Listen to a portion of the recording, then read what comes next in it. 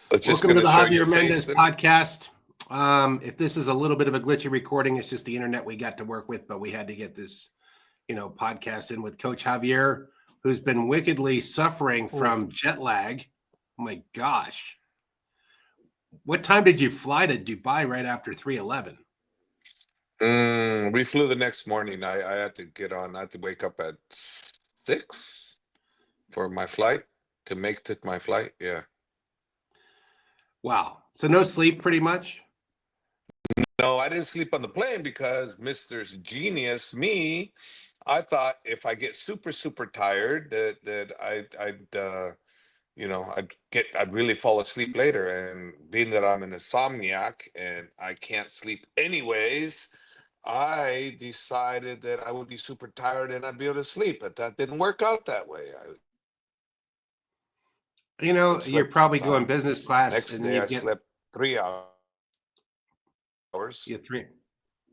No, but that I won't fly unless it's business class for that many hours. No way. I ain't coming. No, not that far. 9,000, you get me hooked on business class. Now I try to take my long trips on it. I've tried a few different ones, but nothing as nice as the Emirates. Those are the nicest No. business class I've ever seen. Yeah, I mean, I've been to a few other ones, but Emirates seems to be top of the line compared to everybody else. They're really good. Service is fantastic too. Well, if you can't sleep, you get 9,000 movies to watch in every language in the world. So you'll find something. You got to find something to work your way through 18 hours in the air. And then you land. And then how long does it take you to fall asleep again when you get into Dubai? Well, I took sleeping pills. They just didn't work. I have to take sleeping pills. I've been doing that for many years now. I sometimes I work with just sleep aid over the counter, and I got stuck on it for a little while, and then I got stuck on Medicaid prescribed, medication for, then now I'm on those now, which sucks. But hey, it's better than not sleeping. So, I'd rather sleep than not sleep. It's much better. It's a funny, it's a funny way to start a podcast, but I want to bring up that one sleeping medicine that people were taking and they'd wake up and they had gambled like $40,000 online. They had logged in and gambled and didn't know it and woke up and, I won money, or they lost everything, or they'd gone out to 6 different fast food restaurants and ate there's 12 bags of food. I forget the name of that stuff, but it was a really crazy sleeping medicine. Ambien. I was on Ambien. And they said you sleepwalk, you do all kinds of stuff. So I got off of Ambien quite a few years ago. It was easy. They said it's addicting. It's addicting. It wasn't addicting. I mean, if you have mental strength, you can do it. But as much as I say, if you have mental strength, well, if I had mental strength and I can sleep without damn sleeping pills, well, I can. But it just takes about 2 or 3 days of non-sleep before I can finally go to sleep. So yes, I can sleep without sleeping pills, but if I want to go 2 or 3 days, which I used to do for many years, Me too. just my eyes closed, but I couldn't sleep. At about the third day or so, your body shuts down whether you like it or not. You shut down. But that's miserable. I used to have a miserable life. It was not fun at all as far as from sleeping. It was miserable. It's pretty funny. So you went to the UFC 311. How stressful was that night? 3 fights on the same card. I mean, you always Uh, calm, but yeah, that wasn't stressful at all. It wasn't stressful.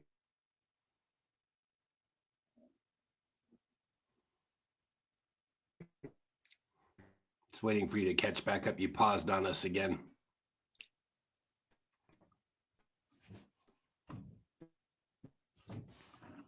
Recording. So now you're back.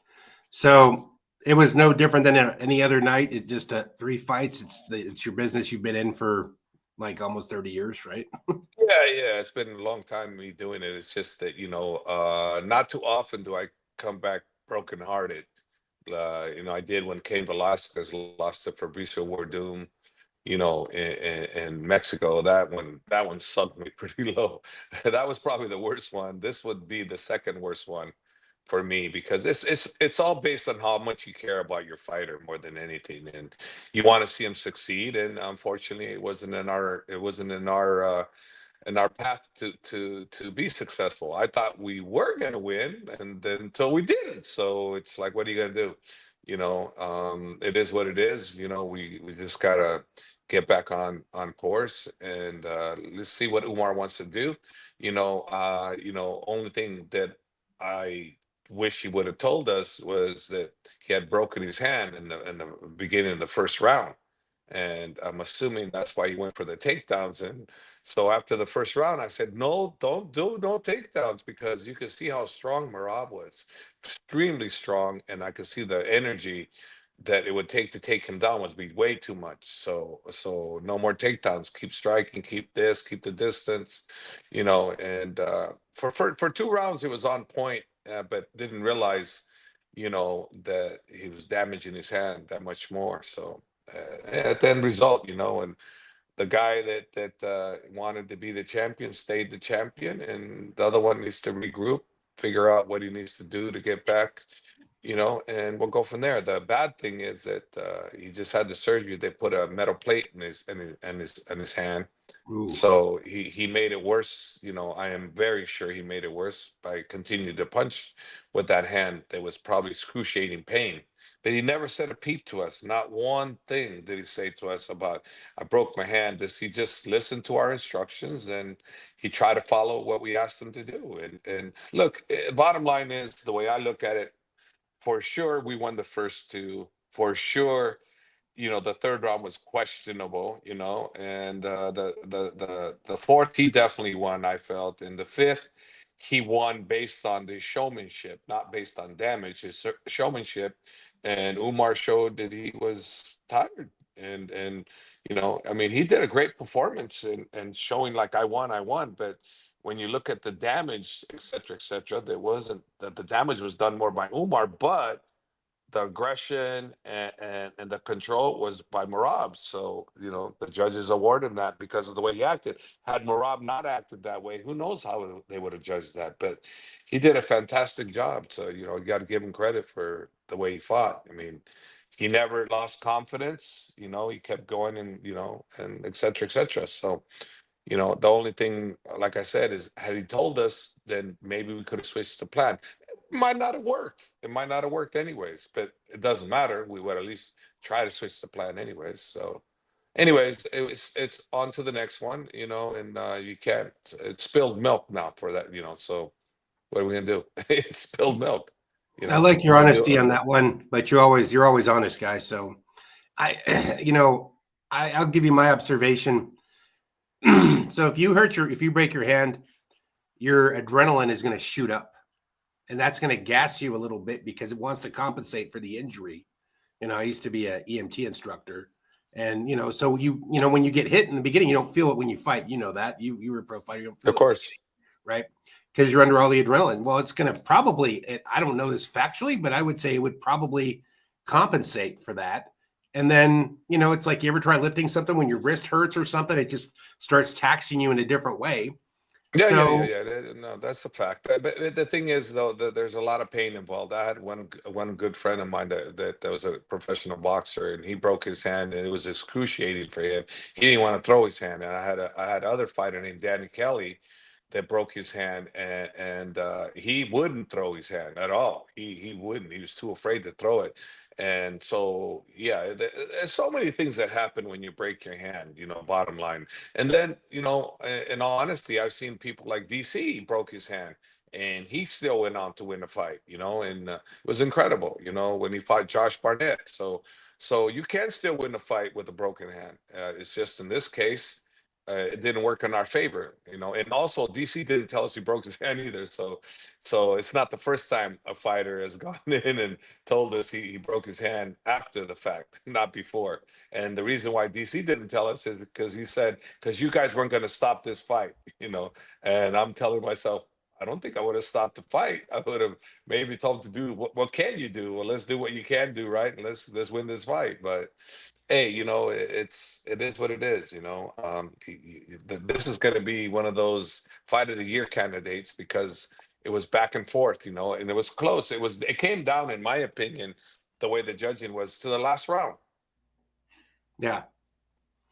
And I felt like I felt the same way. Yeah, he won the last round based on how he showed himself to be the aggressor, and I'm the champ. He showed it. He showed it. I mean, and that swayed the judges. And I'm sorry, but that's what fighting's about. You know, sometimes you do it that way. You don't. Sometimes judges don't look deeper into that. They just look at, okay, he's the aggressor. He's the one acting like the champ. The other guy looks tired. Okay, he won the round. That's just the way it works. There is that showmanship. There is that confidence. I mean, you've seen there's a lot of different fighters that have used that. Yeah, and he did not inflict a lot of damage. I mean, except using his head on Umar's hand. I mean, you know what I mean? Yeah, but it works. It works. I mean, but hey, look, you know, it's like let's move on again and move forward. You know, and you know, Tahir fought a great fight. You know, he was very impressive. I was more concerned for Tahir's fight than I was Umar's fight. You know, because I saw what I had in Umar, and Tahir, I knew his opponent was super, super tough. And I go, oh man, yeah. I figured, man, we got a tough fight here. So everything went on schedule. So when we won that fight, I'm thinking, okay, the next fight won't be as hard. And there's where that sneaky thing comes in on you. What you think is not what you get. So I'm like, what could I have done different? What this and that? And at that particular time, I just said, man, this guy's got unbelievable cardio. It's, you know, there's a lot of pressure. I mean, you don't know until you're in there with somebody that's got that kind of cardio. And, you know, I'm not going to say technical or this and that, because he wasn't better technician. He was just having, his cardio was the same, if not stronger, every damn round. It never dipped. It never dipped. If anything, it stayed the same, but it never dipped. So, man, it's impressive, very impressive. And I have a philosophy on that, Hav. See, I did years ago, did water damage, like construction, where you do demo, you tear stuff out. Well, I'm like over 6 feet tall. And if I have to chop baseboard off the bottom of the wall, I have to bend over like a crane. And that sucks more cardio. It sucks a lot of cardio. Based on his stature, he's 5'6", supposedly. Merab, to do a takedown, it's just like a 2-inch adjustment. It's like the bench press. You know this, the guys with the shorter arms could stack it when we were kids because they didn't have to go the full length of a taller guy on that bench press, because it's how much you're raising it up. Well, the same thing with the takedown. How much cardio are you expending, or how much do you have to shoot? How long is your body? I bet there's something to do with that, you know? That's his advantage. Who knows? Who knows? I mean, he's a great fighter. That's for damn sure. I'm not hating on anything. I mean, you cannot hate on him. He's a great fighter. No. He's a great fighter. He's entertaining. You know, props to him. Congratulations. You know, good job. Yeah, you know, and there was no. I mean, hey, he's just a great fighter. You know, it's a great fight, great fighter, and let's, you know, hopefully, you know, we get an opportunity. He gets healed, and he still wants to fight, and then we'll see what happens. But I was told, from what I read, 6 months. 6 months he's gonna be, you know, without being able to use that hand. So that's what I read. I haven't spoken to Habib about it. I really didn't want to talk to him about it. You know, we spoke about other things, but I didn't talk about that because, you know, it's just like, you know, it's like we just try to move on. That's all. Go on to that's in his heart. I watched that fight, and I go, now Islam's going to bring it home, and he's going to bring it home hard. He's going to close the show. He does that on the card when there's usually 3 guys from the team. If someone has a bad fight, I just notice it's like it turns it up a notch on Islam. Not that, you know, maybe I'm second guessing, but that's my feeling, you know. Well, Islam is the best dude. So it's like, come on, the guy from the very first sparring session when I joined camp, he looked unbelievable. I've never seen him that good. So for me, you know, he didn't get better while I was in the camp. He was the same, but he was still destroying everybody. He's just another level, bro, right now. He's another level. So I was like, not in, you know, surprised at what he did. So basically what happened is, I never saw a Moicano fight. I never seen his fight. Never, not one time. I knew he was tough because, and also he speaks really well. He's great for showmanship, you know. Promo. Yeah, he's a great promo guy. I mean, he was tearing it up, and hey, he was ranked top 10. So anybody in the top 10, if you don't take serious, they're gonna rip you apart. And obviously Islam took him serious because He knows he was a serious threat. But when you're as good as you're supposed to be, then you're supposed to take care of a number 10 guy the way he did. But sometimes, if you're not careful, that number 10 guy can rip you apart. Because if you remember, Umar was what 11 before he fought Sanhagen. So that you can't judge it, someone like that, even though they're ranked this and that. I mean, so anybody in the top 10, you have to take very serious, because if you don't, bad results can happen. And Islam, I said to him, I said, look, listen, I go, this, you can take it two ways. You decide. You can stand with him. I believe you can now strike him, and you can take him to the ground. I believe you can now do that there. But for me, I said father's plan, and so I think you need to go to the ground. I think that's the best bet. I don't see him having, honestly speaking, I told him I don't see him having any chance with you on the ground, hardly any at all. I watched his ground game. His ground game's good, but it's not your level. So I said, to me, do the stand up, come in, do what you got to do, boom, boom, boom, boom. When you see that opportunity, take him down, and that's where you're going to have your best success. And Habib and I agreed with him on that. He agreed, and like I've always told you guys, he's so easy to coach and to give instructions to, and he follows them. That's why he's going to go down as one of the greatest. If he continues at this rate, he's definitely in one of the greats right now, in my opinion. Islam is in one of the greats category, because he broke a record, and he's close to breaking Anderson Silva's record of consecutive wins. He's at 15, so he's got one more to break. So two more fights, he'll have that record. So you can't deny him. You cannot deny him. And what happens if he goes up to 185 or 170 and he happens to win that? Then I'm sorry, but regardless of how much you love anybody, you're gonna have to put him in the pound for pound the greatest of all time. You actually you have to. You have to, based on what he will do. You have to do that. I like what he said in his post-fight press conference. He goes, listen, I'm the champ. I had to finish it quick. I'm not going to let a number 10 come in here and put on a show on me and take some damage.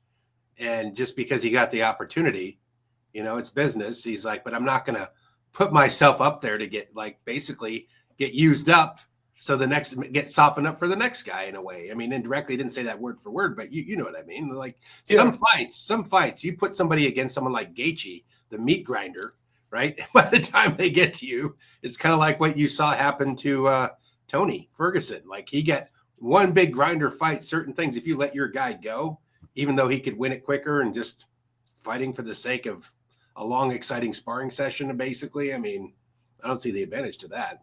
Was that the plan to take him out quick?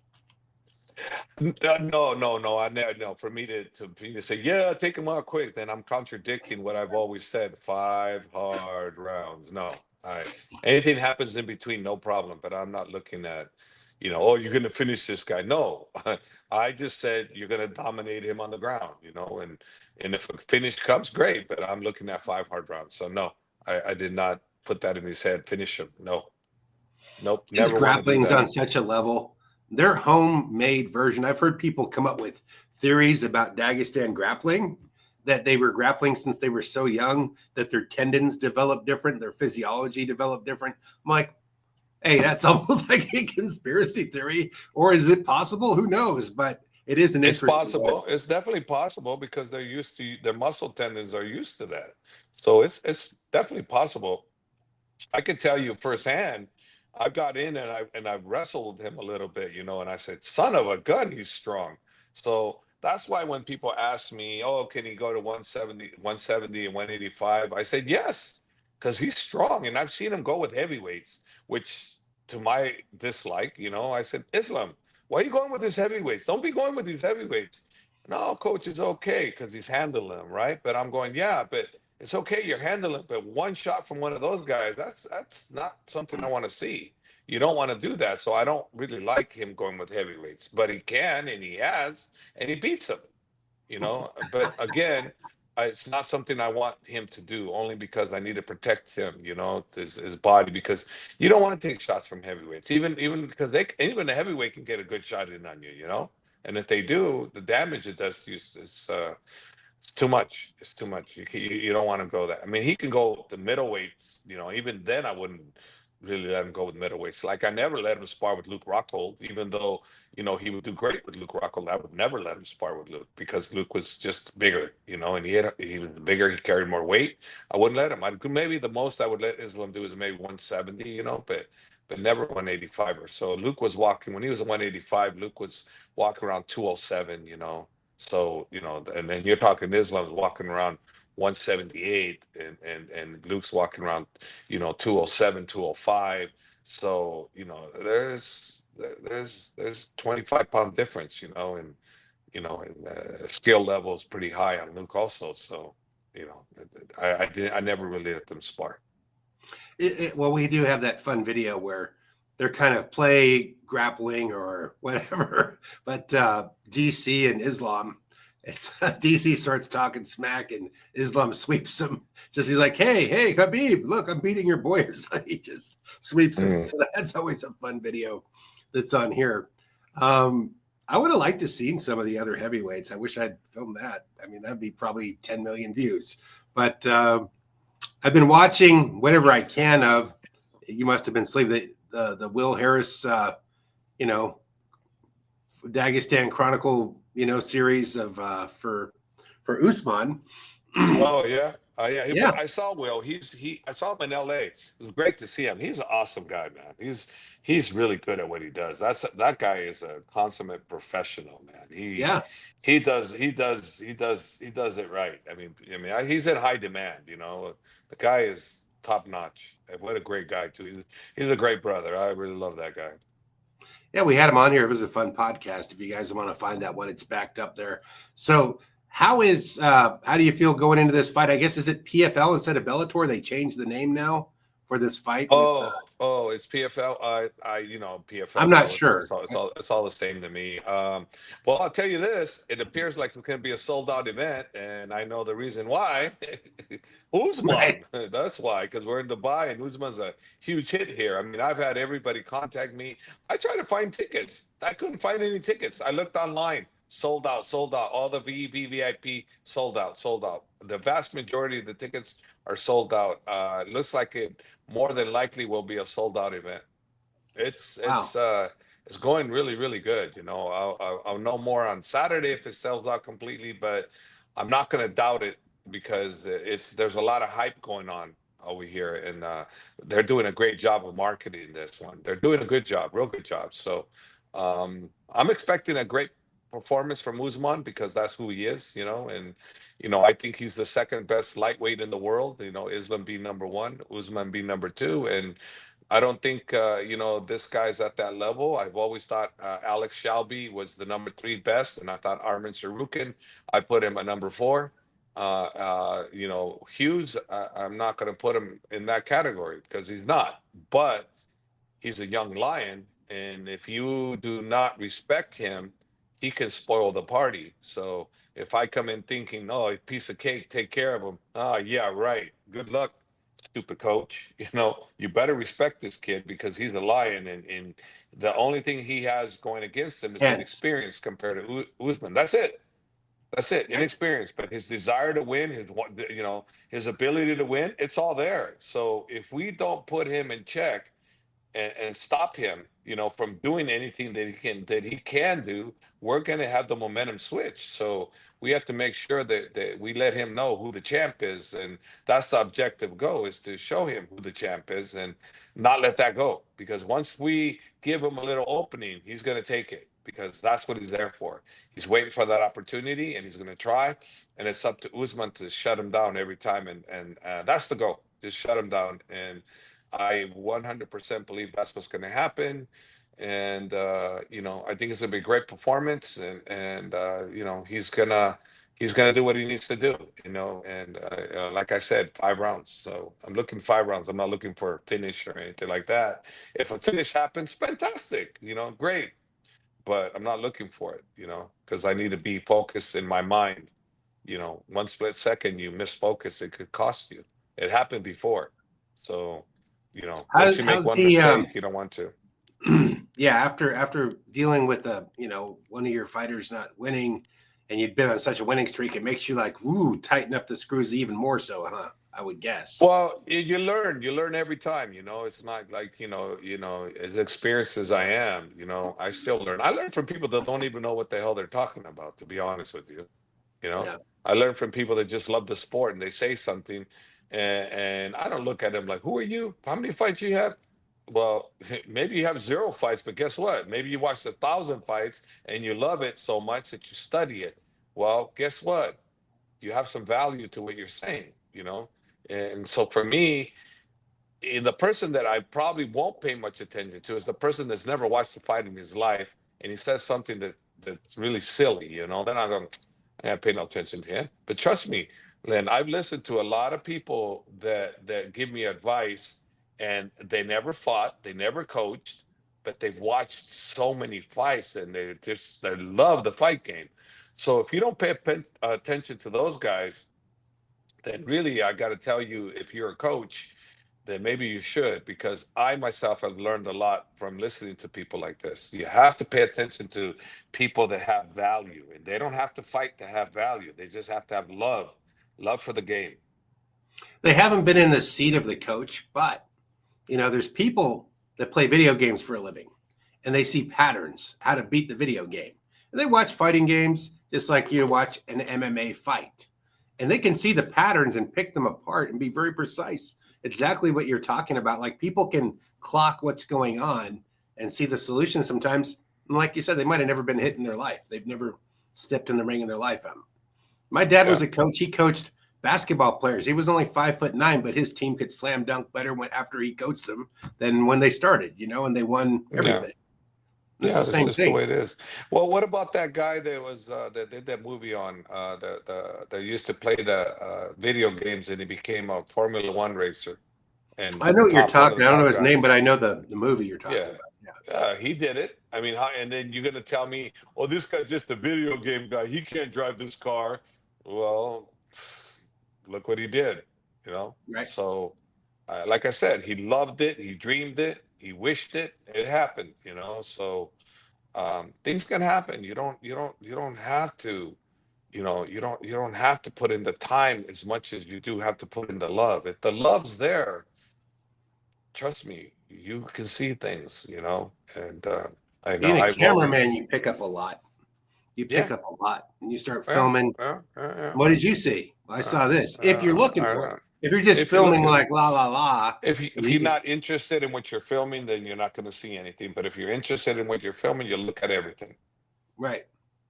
And it's like, I film guys, and I've said, that guy's not as good as he thinks, but I'm not going to say anything mean to him. I could tell. And sure enough, it just played out. You could see their shortcomings. Yeah. You can only ride the hype so far in fighting. It just gets real at the end of the day. So this fight, is it Saturday or Friday that this fight goes down? This goes down in Saturday, 2 days. Saturday? For me, tomorrow and Saturday. For you, 2 days for you too. It's a little earlier for me. It's night for me. It's early for you. I'm looking forward to that fight. Do you have any other fighters on the card from your? Yeah, Hadi from Dubai. Hussein. Shoot, man, I feel horrible for that. I think it's Hussein. Hadi Hussein. Yeah, he's my boy. Yeah, I'll be working this corner too. I didn't train with him. He trained with my one kid. He trained at AKA, and he trained with Adam. Okay. One of the coaches that's been training with him is that Adam's put in a lot of time with him. Well, that's good. So you guys got some stuff going on there. You're going to do a corner. You're going to and then you get the main event. And then after that, is it finally some R&R for coach after, or do you wish this kept going at this pace, like every weekend? No, Would you no, as far as for fighting, I'll be done for at least 3 months or so, because then I'm going to work on business, try to get Javier's Choice Tuna off the ground. My friend, Doc Iku, and I are working on a hotel project that we've been working on for a few years now for the Maldives. He's looking for investors to come in and build a hotel in the Maldives. He's working on that. And I got a few other things that I'm working on. I'm working on a book, and working on vitamin deals. I'm working a lot of stuff, so let's see what happens, Gorilla Energy Drink. products. I'm working on stuff there too. Let's see what happens. Just with time. Got to put in the time. If you don't put in the time, you're never going to get the results. You just can't expect things to come to you. You got to go out and work for it. Like I got my hands extended out there. I want you to give me money, so I'm waiting here for you to give me money. The money ain't going to come. Not like you Nope. want. You got to go work for it. You got to go get it. You got to make it happen. You got to want to make it happen, because if you don't, then you just put your hand out and wait for it to come to you. And I'm not waiting for no one. I'm not waiting for anything. I'm going to create the avenues that I need to make what I need to make, to make me happy, because I'm going to be happy being successful at the things that I want to attempt to do. And that's it, and that's what I'm going to do. I'm going to be, wake up with that joy, knowing that I'm going to work on something that, hey, if I fall on my face, okay, fine. I get back up. And I learned, not to make the same mistake again where I fell on my face. So if you can learn from what happened, then you've improved, so there's nothing lost. So you didn't lose anything. If you didn't learn and you make the same mistake, then okay, it's a loss. It's a real loss. But I don't look at losses like that. When I fall, to me, it's not a loss if I learned. In business, in the fight game, it's a loss. Okay, I get it. But in the business world, no. If there's other opportunities, then go on to the next opportunity. I thought I saw something where Chael felt that Umar won. But he felt he won the third round. He said he thought Umar won the first, second, and third. I thought he won the first, second, and third, but I thought the third was really close, and I thought the fifth, that he stole it by his act, which was fantastic. I applaud him for that. I mean, so again, it was a really close fight. One thing for sure in everybody's mind, it was 2 rounds for sure that we know, were given to each one.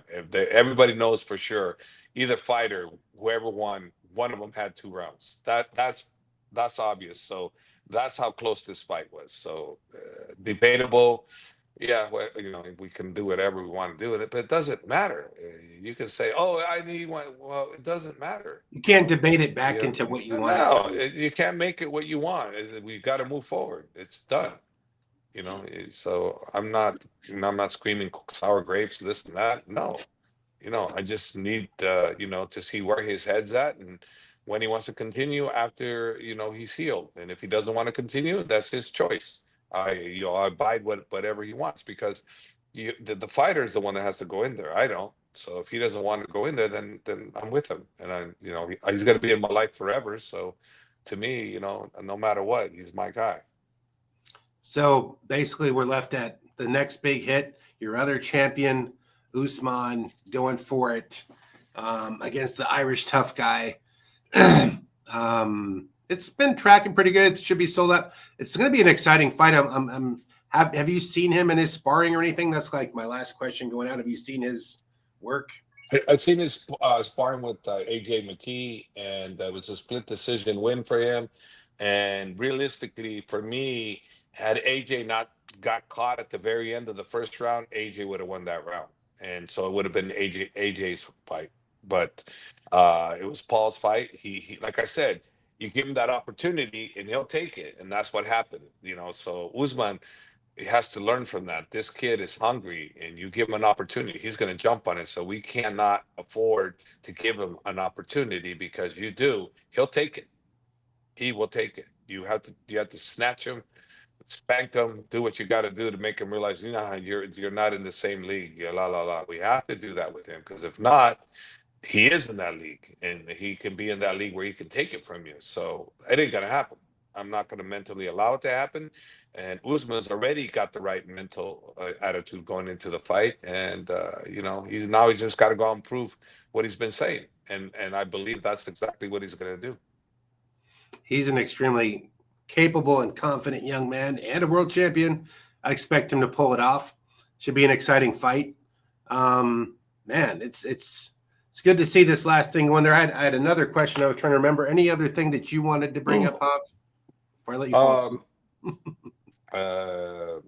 Look out for the GFL Global Fight League draft. It's gonna be 6 a.m. my time. I have to be up at 6 a.m.